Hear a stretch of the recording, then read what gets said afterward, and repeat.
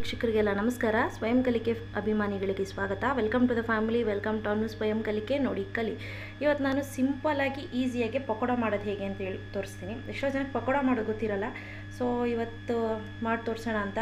ಇವನ್ ಚಪಾತಿ ಮಾಡಲಿಕ್ಕೆ ಯಾರೋ ರಿಕ್ವೆಸ್ಟ್ ಮಾಡಿದ್ದಾರೆ. ಸಾರಿಪ್ಪ, ನಾನು ಮಾಡ್ತೀನಿ, ಸ್ವಲ್ಪ ಲೇಟ್ ಆಗುತ್ತೆ, ಯಾಕಂದರೆ ನನಗಿಬ್ಬರು ಮಕ್ಕಳಿದ್ದಾರೆ. ಸೊ ಪಿಕಪ್ಪು ಡ್ರಾಪ್ ಎಲ್ಲ ನಂದೇ. ಸೊ ಹಾಗಾಗಿ ತುಂಬ ಬ್ಯುಸಿ ಇರ್ತೀನಿ. ನಾನು ಫ್ರೀ ಆದಾಗ ನಾನು ಡೆಫಿನೆಟ್ಲಿ ಮಾಡಿ ಹಾಕ್ತೀನಿ.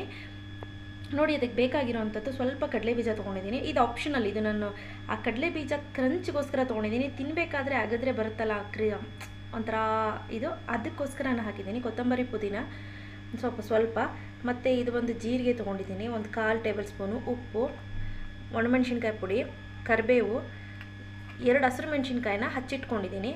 ಆ ನಂತರ ಈರುಳ್ಳಿ, ಕರಿಲಿಕ್ಕೆ ಎಣ್ಣೆ, ಆನಂತರ ನೋಡಿ 1 ಕಪ್ ಕಡಲೆ ಹಿಟ್ಟಿಗೆ 1/4 ಕಪ್ನಷ್ಟು ಅಕ್ಕಿ ಹಿಟ್ಟು.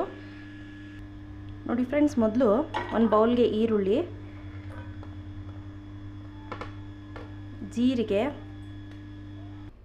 ಆನಂತರ ಒಂದು ಅರ್ಧದಷ್ಟು ಉಪ್ಪು ಹಾಕಿ ಚೆನ್ನಾಗಿ ಮಿಕ್ಸ್ ಮಾಡಿ ಇಟ್ಕೊಳ್ಳಿ. ಒಂದು ಒಳ್ಳೆ ಮಿಕ್ಸ್ ಕೊಡಿ. ಅದರಲ್ಲಿ ಎಷ್ಟು ನೀರಿದೆ ನೀರು ಬಿಟ್ಕೊಳ್ಳುತ್ತೆ. ಅದು ಆಲ್ಮೋಸ್ಟ್ ಅದು ಒಂದು 10ರಿಂದ 15 ನಿಮಿಷನೇ ನಿಲ್ಲಿ. ಅಷ್ಟರಲ್ಲಿ ನಾವು ಇನ್ನೊಂದು ಪ್ರಿಪ್ರೇಷನ್ ಮಾಡ್ಕೊಳ್ಳೋಣ. ಒಂದು ಬಾಣಲಿಗೆ ಒಂದು 3ರಿಂದ 4 ಸ್ಪೂನಷ್ಟು ಎಣ್ಣೆ ಹಾಕ್ಕೊಳ್ಳಿ, ಕಾಯಕ್ಕೆ ಇಟ್ಕೊಳ್ಳಿ. ಆನಂತರ ಇದೇನಿದೆ ಮಿಕ್ಸ್ಚರು, ಕಡಲೆ ಹಿಟ್ಟು, ಅಕ್ಕಿ ಹಿಟ್ಟು, ಆನಂತರ ಒಣಮೆಣ್ಸಿನ್ಕಾಯಿ ಪುಡಿ ಮತ್ತು ಇನ್ನೊಂದು ಸ್ವಲ್ಪ ಉಪ್ಪು ನೆನಪಲ್ಲಿರಲಿ, ಅದಕ್ಕೂ ಕೂಡ ಉಪ್ಪು ಹಾಕಿದ್ವಿ. ಎಲ್ಲ ಚೆನ್ನಾಗಿ ಮಿಕ್ಸ್ ಮಾಡ್ಕೊಳ್ಳಿ. ಈಗ ನೋಡಿ, ಒಂದು 20 ನಿಮಿಷ ಆಗಿದೆ ನೆನೆಸಿ. ಈಗ ಕಡಲೆ ಹಿಟ್ಟು ಕೂಡ ಇದಕ್ಕೆ ಹಾಕ್ಕೊಂಡು ಒಂದೊಳ್ಳೆ ಮಿಕ್ಸ್ ಕೊಡೋಣ.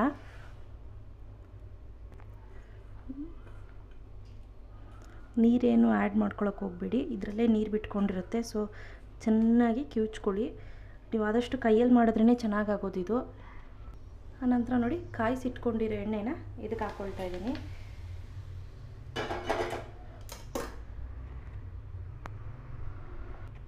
ಒಳ್ಳೆ ಮಿಕ್ಸ್ ಕೊಡಿ.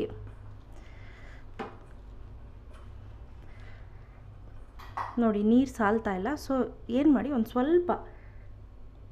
ಒಂದು ಸ್ಪೂನ್ನಷ್ಟು ಹಾಕಿ ಕಲಸಿ ನೋಡ್ಕೊಳ್ಳಿ. ಇನ್ನೂ ಸಾಲಲ್ಲ ಅಂದರೆ ಇನ್ನೊಂದು ಸ್ಪೂನ್ ಹಾಕ್ಕೊಳ್ಳಿ. ಸೊ ನೀರು ಸಾಲ್ತಾ ಇಲ್ಲ, ಇನ್ನೊಂದು ಸ್ಪೂನಷ್ಟು ತೊಗೊಂಡು ಸ್ವಲ್ಪ ಗಟ್ಟಿಗೆ ಇರಲಿ, ಕಲಿಸ್ಕೊಳ್ಳಿ. ನೋಡಿ, ಈಗ ಎಣ್ಣೆ ಕಾದಿದೆ. ತುಂಬ ಹೈಯೂ ಬೇಡ, ತುಂಬ ಕಡಿಮೆನೂ ಬೇಡ ಕಾದಿರೋದು. ಈಗ ಪಕೋಡ ಒಂದೊಂದೇ ಹಾಕ್ಕೊಳ್ತಾ ಬನ್ನಿರಿ. ಉರಿ ಮೀಡಿಯಮ್ ಉರಿ ಇರಲಿ, ಜಾಸ್ತಿ ಇಟ್ಕೊಳ್ಳೋಕೆ ಹೋಗಬೇಡಿ.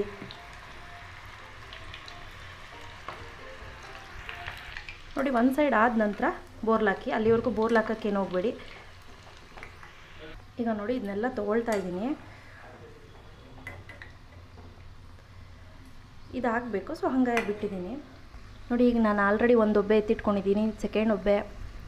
ನೋಡಿ ಫ್ರೆಂಡ್, ಕಾಣಿಸ್ತಿದೆ ಅಂದ್ಕೊತೀನಿ. ಈ ಟೈಮ್ನಲ್ಲಿ ಕರಿಬೇವೇನಿದೆ ಇದನ್ನು ಇದ್ರೊಳಗಡೆ ಹಾಕ್ತೀವಿ. ಸ್ವಲ್ಪ ದೂರ ನಿಂತ್ಕೊಳ್ಳಿ. ಎಲ್ಲ ಸೇರಿಸಿ ಒಟ್ಟಿಗೆ ಎತ್ಕೊಂಡ್ರಾಯ್ತು. ನೋಡಿ, ಈಗ ಇದಾಗಿದೆ. ಎಲ್ಲ ಟೋಟಲಿ ಒಟ್ಟಿಗೆ ಎತ್ಕೊಳ್ತಾ ಇದ್ದೀನಿ. ಈಗ ಸ್ಟವ್ ಆಫ್ ಮಾಡ್ಕೊಳ್ಳಿ. ಸರ್ವಿಂಗ್ ಬೌಲ್ಗೆ ಹಾಕ್ಕೊಳ್ಳಿ. ನೋಡಿ, ತುಂಬಾ ಈಸಿ ಬಟ್ ತುಂಬಾ ಚೆನ್ನಾಗಿರುತ್ತೆ. ಟ್ರಸ್ಟ್ ಮೀ, ನಂಗೆ ತುಂಬಾ ಇಷ್ಟ ಇದಂತೂ. ಒಂದು ತಿಂದು ನೋಡ್ತೀನಿ ಹೇಗಿದೆ ಅಂತ.